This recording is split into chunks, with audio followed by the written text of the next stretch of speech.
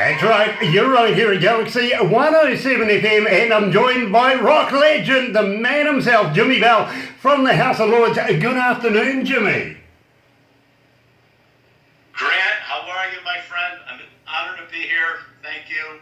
Thank you, Barbara, both of you so much. I totally appreciate this. You know, it is an absolute honour to have a legend like yourself with us today, and I'm humbly grateful that you're taking the time out to talk to us here in New Zealand. Now, Jimi, I want to talk to you very, very quickly about Saint of the Lost Souls. I feel this is a very, very important track. It's so theatrical, it's so well put together. How did you come to doing that? Well, we have a good system that we do when we write for House of Lords. We've done it ever since the first album, World Upside Down. I go to the drummer's house, BJ Zampa, and I pretty much have a song pretty much well done, like a really good foundation for it. And then I go play it for him, and then we kind of throw around a few ideas, and he's a very good writer and arranger himself, so he'll either like the song and then say, yeah, let's go with it, and then he'll add maybe a little something or take something away, and that's what his strong points are. And then once we have it to where we think it's good, we record it in full. We don't record it as a demo. We never record things as a demo. We always record it as if it's going on the record. And then we send it down to James Christian, our singer, and he does what he wants to do to it. He'll either move a part or he'll say it's great just the way it is, and he'll add, do the vocals and sends it back. And that's when, that's really the cool surprise when the song comes back and you hear it for the first time with the vocals, because we don't record it in the same room. We're up in Connecticut. Our bass player Chris Tristram, he lives in New Jersey. And James, the singer, lives in Florida. So, we do everything through the internet, The internet is such a wonderful thing these days. It makes the world that much smaller, doesn't it? And so much better to be able to be in your own comfortable element and be able to perform and record such wonderful music that you guys have been turning out over the years. Now, you debuted way back in 1989. It's been around a little while, and there's a history behind the name House of Lords. Tell me a little bit about that. Well, I believe it was 1988 that Gene Simmons from Kiss put the band together. He had Greg Giuffria and the rest of the guys in the band, and they were looking for a singer. James went out there, and I remember James, tell me some stories that he was out there and he was on his last little bit of money, just enough, and at that point he was just ready to go home, come back to Connecticut, and he did this audition and he got it. And then they did the first album and so on. The only problem that happened with House of Lords is that the band came in pretty late. So, if they came in, 89, 90, 91, and then all of a sudden came Nirvana. And we know what happened there. As soon as that music came, the Seattle scene, all that, it crushed all those bands that were like that.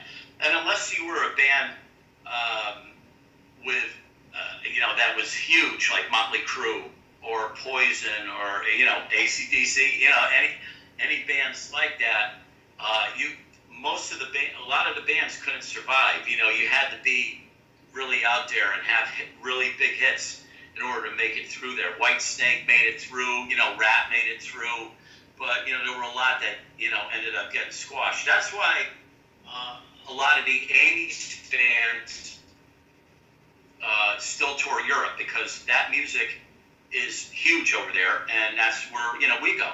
We always go and tour in Europe. So. Well, I'm glad you mentioned Europe, especially let's not forget our Germany, because you've toured with a band called Scorpion there.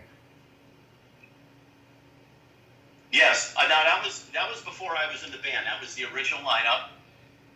Keep in mind, I joined the band in 2005.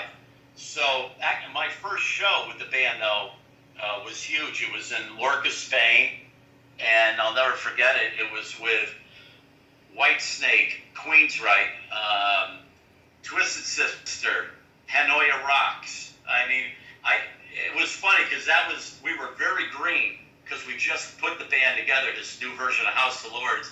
I really had no business being on that bill right then, you know. It was kind of like we hadn't even gotten our feet wet as the new band yet. So, but you know, we made it through it. But I wish I could go back and do that festival again now because it'd be a huge difference. You know, we really come a long way after all these years. You know, I think you've settled in very, very amicably with the band over the years, and it shows. As an engineer myself, I listen to your music, and I don't listen to it like a fan. I listen to it like an engineer and break it down in its increments. And seriously, I can't fault your sound. I really, really can't. I got to applaud the people who have recorded you, put it all together, including yourselves. The lyrics, everything that's involved with the sound of the House of Lords. It is just an incredible and a standalone kind of sound, and I'm fascinated. I absolutely love it. Oh, I appreciate that very much, especially coming from you, being in a business like that. I have to say that BJ, the drummer, does a lot of production on it. He sounds and stuff. But James Christian, our singer, is a real mastermind of producing the song. You know, before we even send it to an engineer or anything, even when we get back just his roughs, I mean, usually he sings everything, but before it's mixed and, you know, mastered, all that, it sounds incredible just like that, and before it even goes anywhere. You know, he's, you know, truly a genius with that stuff. He does everything, James, you know. I don't know if you realize he's not only a fabulous singer, but he plays guitar, he plays bass, he plays keyboards. You know, he produces, he does it all. He's been doing it for a long time, and he's, you know, we're very fortunate to be working with him. You know, I absolutely adore the way that he does his vocals. I really do. I wish I could sing like that myself, but I sing tenor. I really do. I sing tenor, or 12 miles away from anybody that may be listening. So I try to relieve people from that pain. But I really just can't.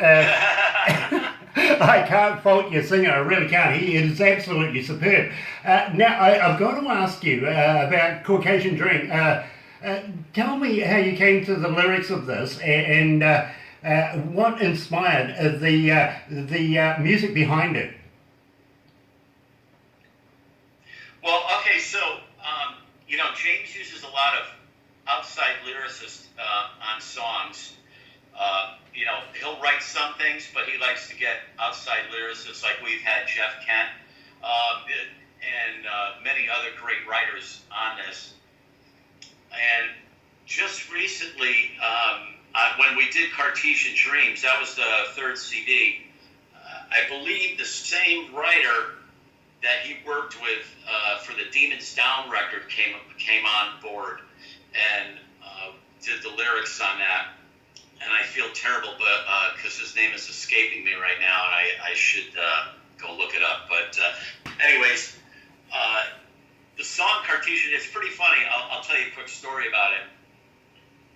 I wrote that along with the first batch of demos that I did for the first album. We had sent it to Frontiers, our record label, but it had different lyrics on it. A different writer had written to it. And we sent it, and the song got turned down. So 2 records later, I said to James, you know, that song is a great song. You know, we got to revisit that tune, you know. So we dropped the key a little bit, and he sent it to this other lyricist. And, of course, then we send it back, and it becomes the title track, you know, the title track of the album. So it's, you know, you just never know. The song, you know, got turned down once, and then, different lyrics come by, and it automatically changed the song. Different melodies, different lyrics, and it happens to be one of my favorite tunes, Cartesian Dreams. Well, you just took that out of my mouth, actually, because I'm going to play it right now. Here's House of Lords, Cartesian Dreams, one of Jimmy Bell's favourite songs. You're right here at Galaxy.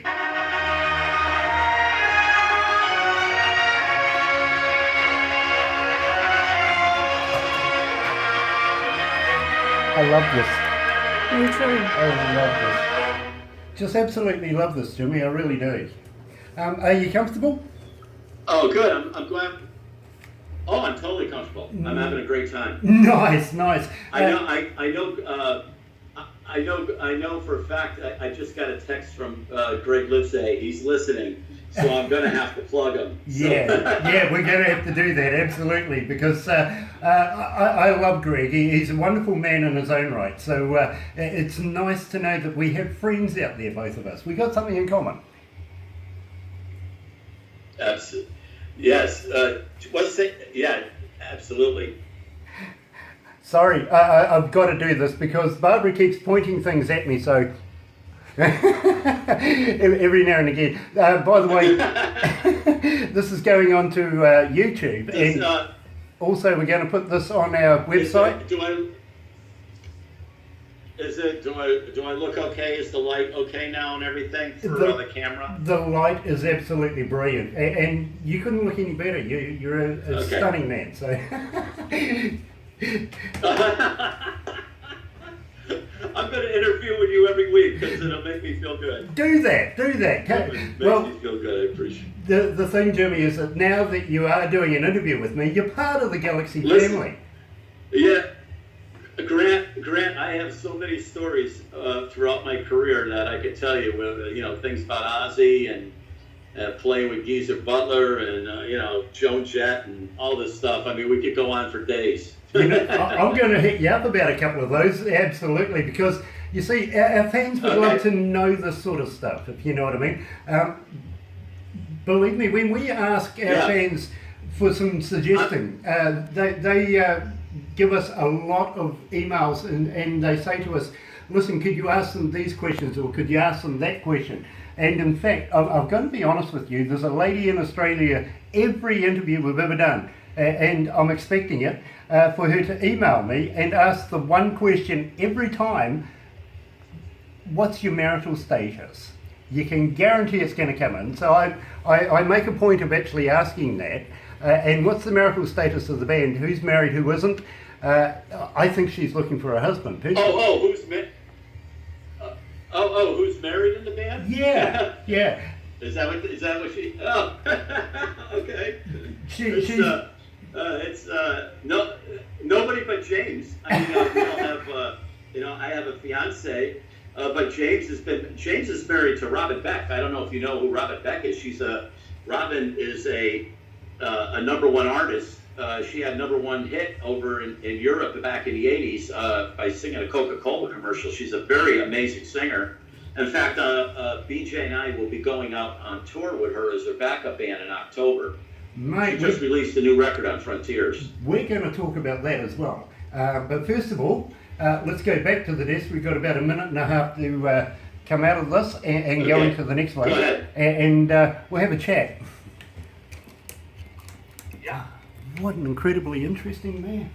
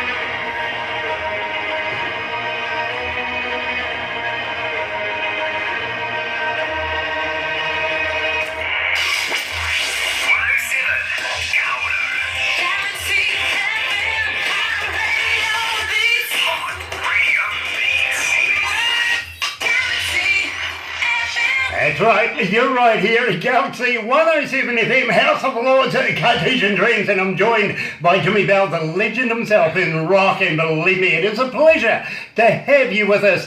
5,899,000 are joining us, and I know there's a friend out there, Greg Lightsay. We got to say a big hi to him.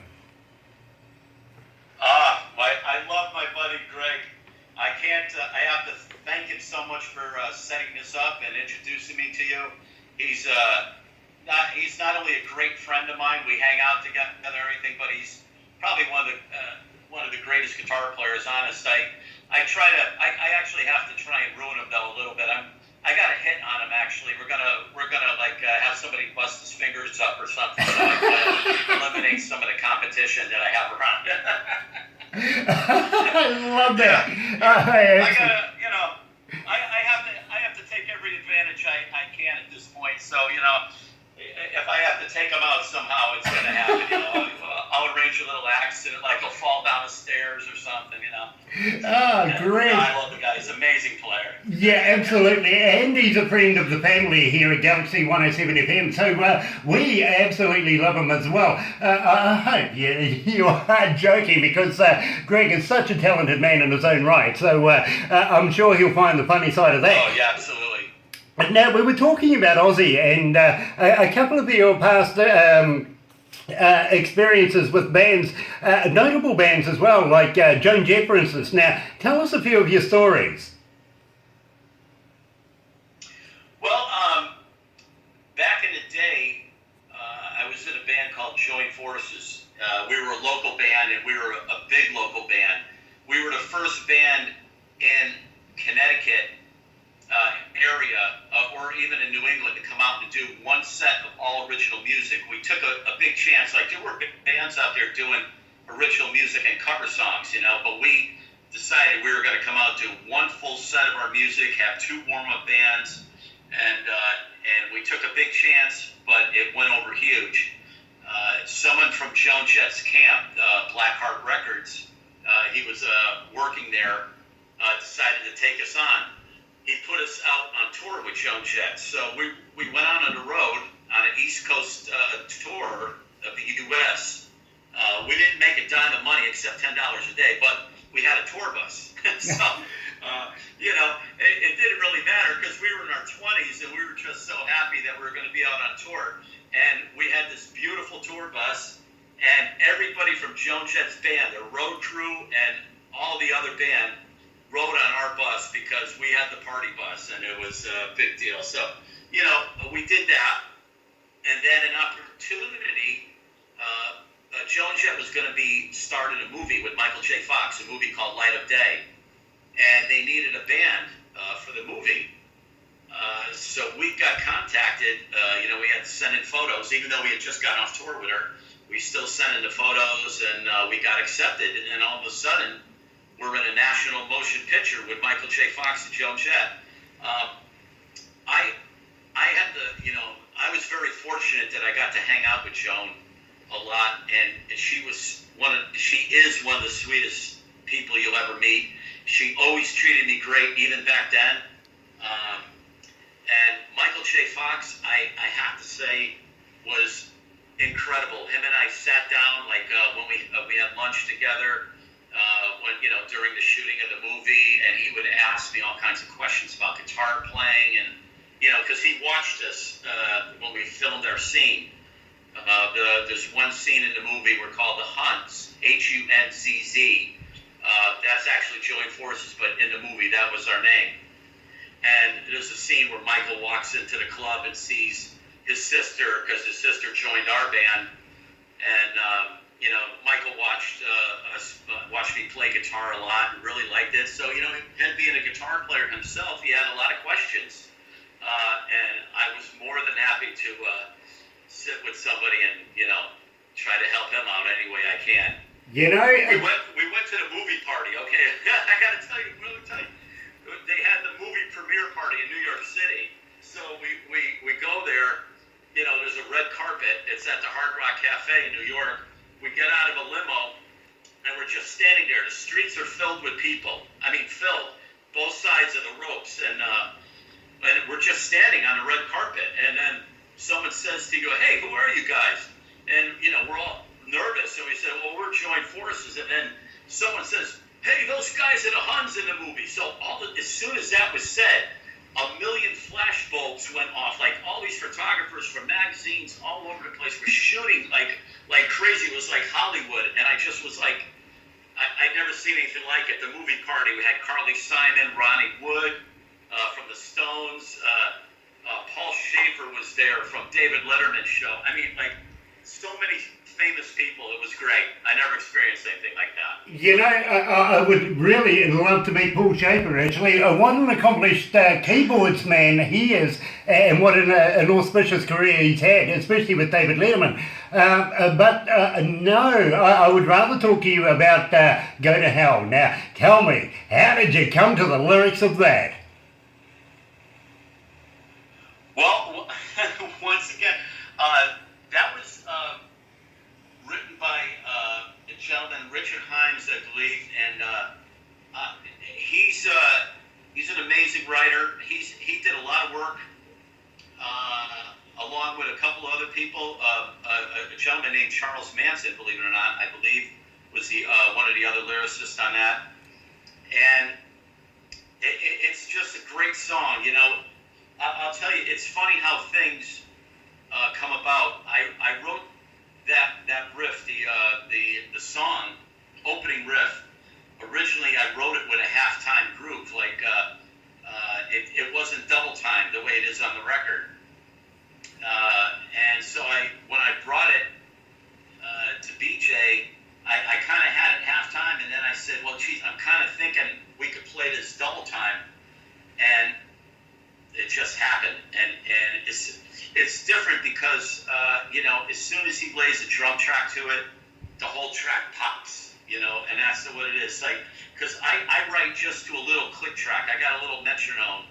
I do everything very old school. I use my iPhone that I'm talking to you on. I have just a little memo thing on here, and whenever I come up with an idea for a song, I drop the phone right down in front of my amplifier, and I record it right away so I don't lose it, because I know if I was to write something and by the time I set up my a recording thing or something, I might lose the idea. So I get it down there real quick, and then I work it out with BJ at the studio.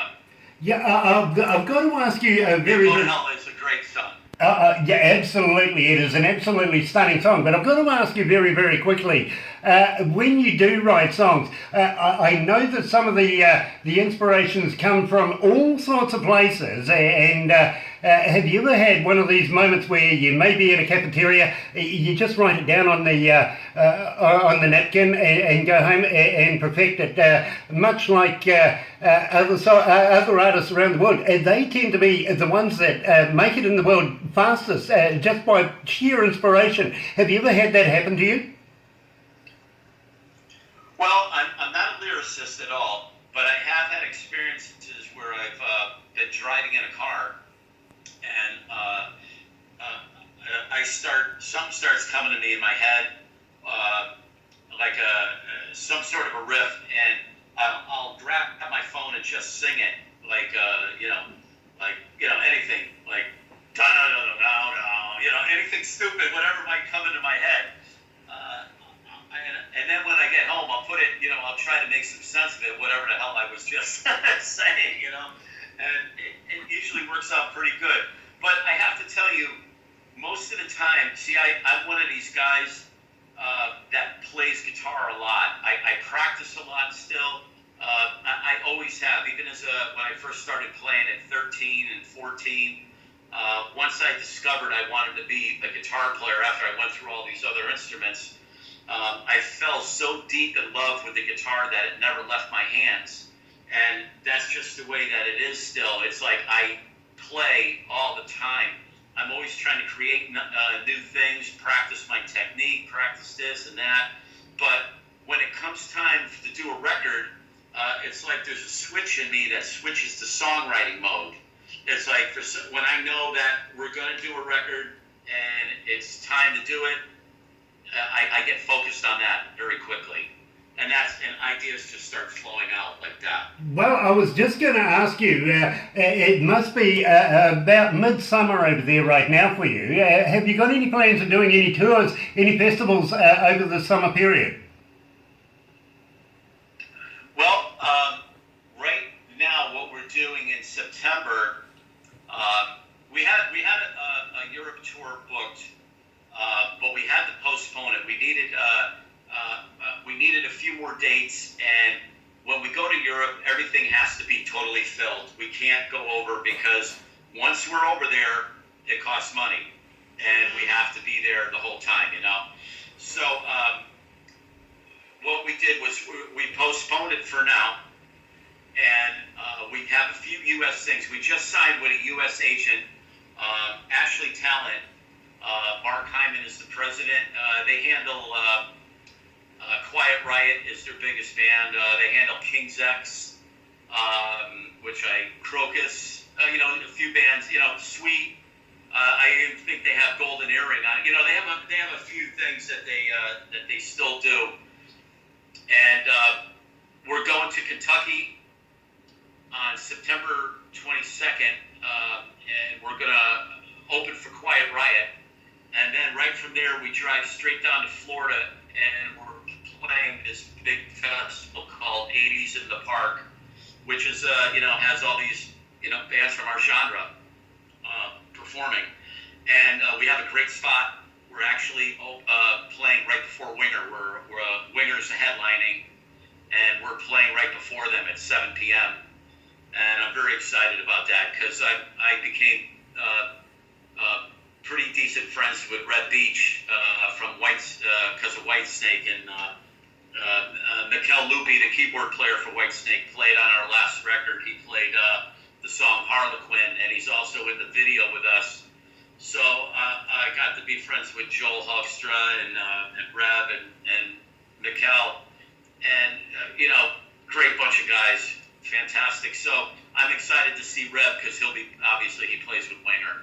Absolutely, and it's amazing that how the bands all have family together. Really, you know each other quite well, and I think the way a lot of the tours are structured these days, they're structured that you absolutely get on right away from the start because you know what the business is about, and you're professional enough to be able to get on stage, do the job. Just going to ask you though, before you go on stage, and now let's build the scene. You got the crowd out there, and you're just about to walk out on stage. Do you still get the butterflies? Oh, absolutely. And trust me when I tell you about my practice routine.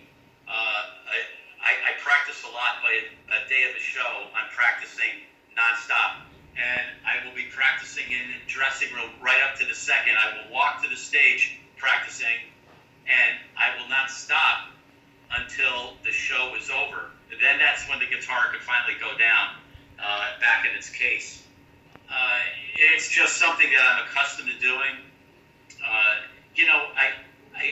play a lot of technically hard things, and I have to admit, I'm the older I get, it was a lot easier for me back in my younger days. But now that I've reaching a very prime age in my life, things get a little bit more difficult. So it takes more time, and there's a lot of competition. There's a lot, we're just talking about Greg. Greg is, he's almost in the same age group as I am, but he's a monster player. He plays totally different. He plays more of like the neoclassical style of playing. I do more of like, I compare his playing to mine. Like, I call him a fine wine, and I call my playing a whiskey. I call it like my playing's more mental, and his playing's more worked out, nice and smooth. That's how I kind of describe it. But there's a lot of young players. Even here in Connecticut, there's some amazing young guys coming up that are playing, and I have to say, even when I see them, I get that little bit of oh man, that it irks me a little, and it makes me work that much harder still. Even at my age, I go, I can't let that happen. I got to try to stay on top of my game as much as I can. But yes, I still get jitters, and When House of Lords went to Tokyo, Japan, we played Loud Park. It's one of the biggest festivals that Tokyo does, and it's run like clockwork. You can't even walk on the stage. You can't look out around the curtain or anything until the minute hand hits the 12. We played at 1 in the afternoon. I didn't think there was going to be anybody there at 1 in the afternoon. We flew from Madrid, Spain, to Tokyo, and then we had to fly back to Slovakia to continue the tour. But, so it's 1 in the afternoon, and I'm saying, oh my God, we flew all the way over here. Who's going to be in the audience at 1 in the afternoon? We walk out on stage, there were 20,000 people out there in front of us, easily 15 to 20,000 people, and they were there since 8 o'clock in the morning. These people over in Japan, they buy their tickets and they're not going to miss one band. They're there, boom, they want to see it all. So it's like, it was a great experience. And you talk about butterflies, yeah. I got butterflies that day. Very, very cool to know, because it gives us a little insight of you, the person, Jimmy, and not only just you as House of Lords. So, without further ado, let's play House of Lords, Go to Hell.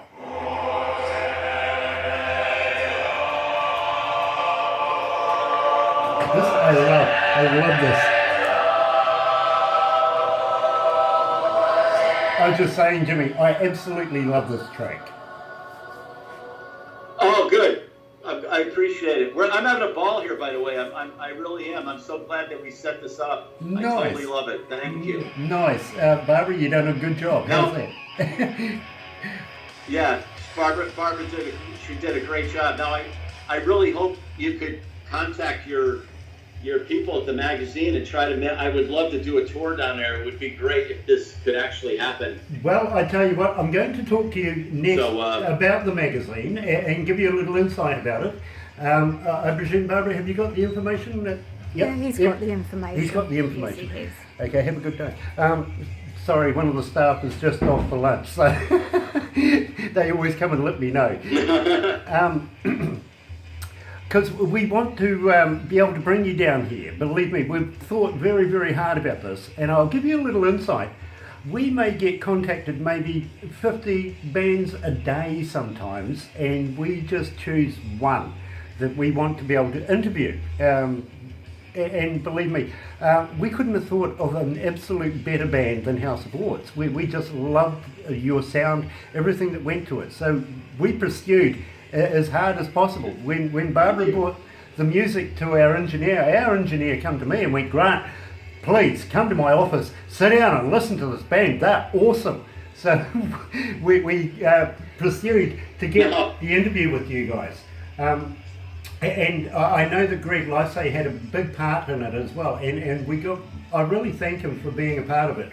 But we would love to have you, have Greg, and also have other bands that we can bring to New Zealand. And the magazine is giving us that premise. They're saying to us, listen, Grant, we want to be able to do tours down here, down under in New Zealand, because he comes out of Pennsylvania. That's where the magazine's based. And they're looking at putting together a nightclub style place to be able to, because he makes movies. He's a friend of Quentin Tarantino's, and so he's got a bit of money. Did you say the magazine's from Pennsylvania? Yes, it is. Is that what you said? Yeah. Oh, that's fabulous. Yeah. I thought the magazine was from down in New Zealand. No, it's an American magazine. Pennsylvania. No, it's an American magazine. We look after you guys, bro, and you may see the flag in the background. I was actually born in Phoenix. Oh, beautiful. so you're a brother. I love that. You're a kinsman, my bro. You really are. Oh, beautiful. So we work very, very closely with Americans and try to get all of the good talent that is in America down here, down under, because we are lacking in some damn good music. Well, I House of Lords would love to come down there. I know you would have to go through our U.S. agent, Ashley Talent International, but that's not a problem at all. He does, he's great. He's an unbelievable person, and we'll make it happen. We'll make it happen. Brilliant. Fingers crossed. Anyway, Definitely. let's get back to the desk.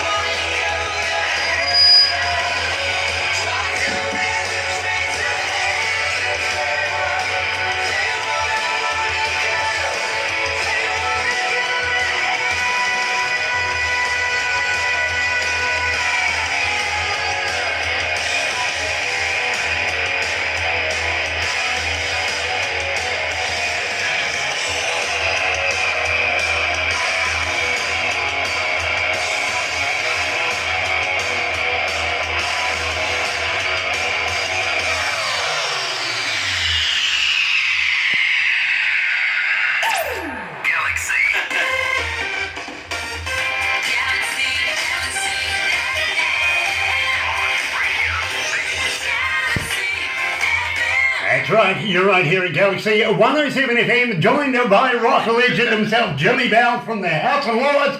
What a great track that is, Go to Hell. I absolutely love that. One of my favourites, I've got to admit. Oh, thank you. Now, I wanted to... Thank you so much. We have a... Go ahead. Okay, I want to talk to you very, very quickly about Crank It Up magazine. Now, they come out of Pennsylvania. John Rain, by the way, makes movies, a good friend of Quentin Tarantino's, and he's indicated to me over a number of times now that he wants to be able to take the best of the bands that make it into his magazine, and believe me, you will be going into the magazine. Not only that, you'll be on our... Thank you. On our website as well, we're going to have you and Galaxy TV as well, and believe me, our fans are just eating you up here in New Zealand. Now, he wants to be able to do tours here in New Zealand, and we're having a little chat to him about a lot of bands that we have. We kind of think we would like to be able to get you and Greg Lifesay, of course, with Lifesay down here, and another band, Vox, formerly, well, we had a chat about them anyway, and believe me, you're going to enjoy having these three bands here in New Zealand, folks. You really, really are. I think the New Zealand audiences deserve to see House of Lords here in New Zealand. How would you feel about coming to New Zealand? I'm going to start packing right now. Please, make it happen. I'll go get the suitcase out of the basement right now and start packing. I'm good. Well, you know, Absolutely. Hey, listen, I have to insist on a separate flight from Greg because Greg he falls asleep on the plane and he snores real heavy and people get mad at him. So I got to take a separate flight than him. So, no, absolutely. I got to tell you, it would be our honor. We would love to play New Zealand. If you could make it happen, Grant, please do what you can. Well, I tell you what, Barbara is the genius behind all the concerts that we have here in New Zealand for Galaxy 107 FM, and that's through Aurora Entertainment. And she does all the logistics, everything like that, right down to where you're staying, what food you're eating. Everything is catered for. We take care of our artists, believe me, we really, really do.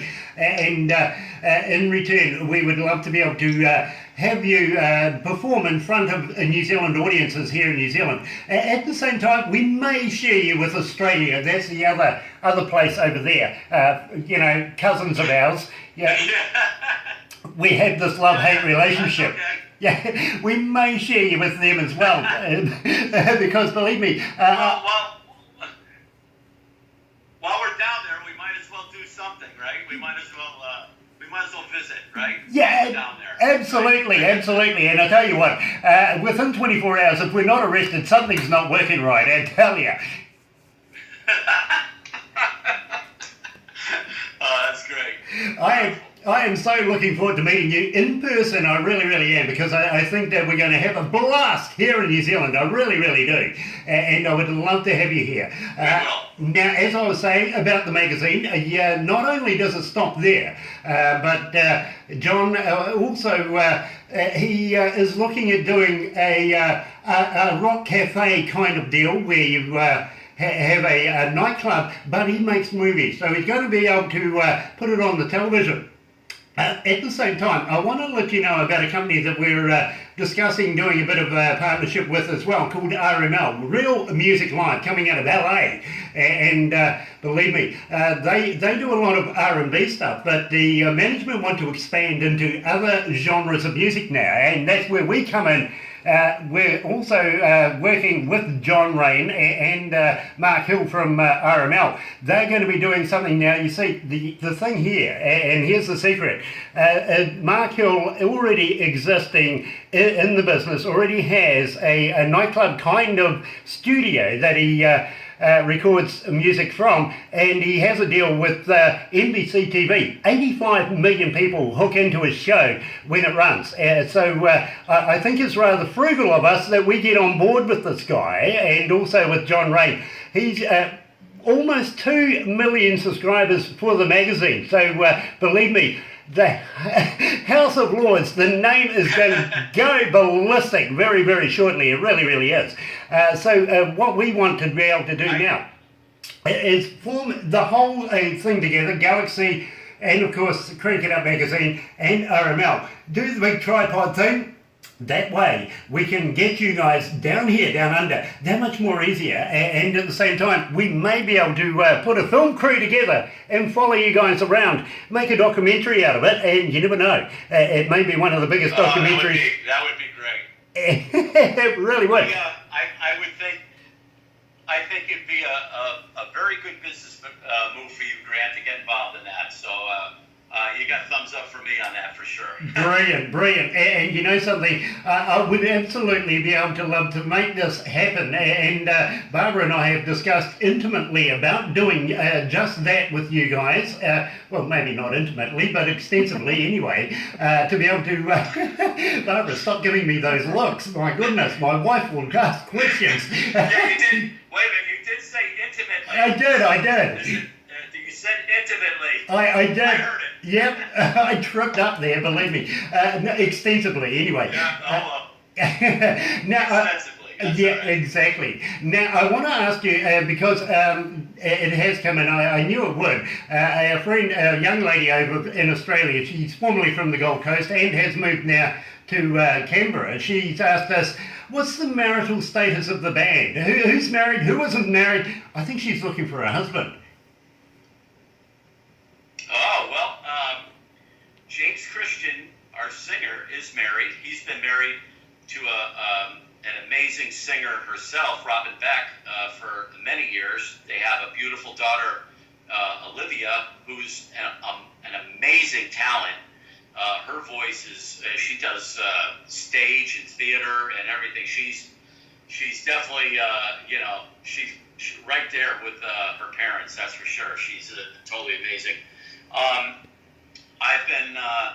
I'm engaged to a wonderful, beautiful woman named Mandy, and I know Chris has someone, and so does BJ, but none of us are officially married, except for James.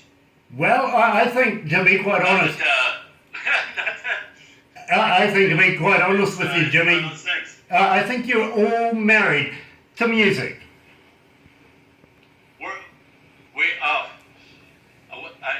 It's a 24-hour job. It really is, because, like you said, you talk about things that inspire you. Like you could wake up in the middle of the night with a song running through your head, and you gotta pick up a guitar, or you gotta do something, or sing something into the phone just so you'll remember it. It's a 24-hour business. Even like we all play because we do music. You know, BJ and I. Especially do music for a living. We do everything we can musically. I've been on many tracks for the World Wrestling Entertainment. I played lead guitar on a lot of their stuff. I've played stuff for ESPN. They do NASCAR football. I've done TV shows for ESPN. But we do local gigs too. We'll play with cover bands because that's what we do to make money. We play music. So, booking your bands and trying to keep yourself working is a 24-hour job because the music business, venues and everything like that, here, things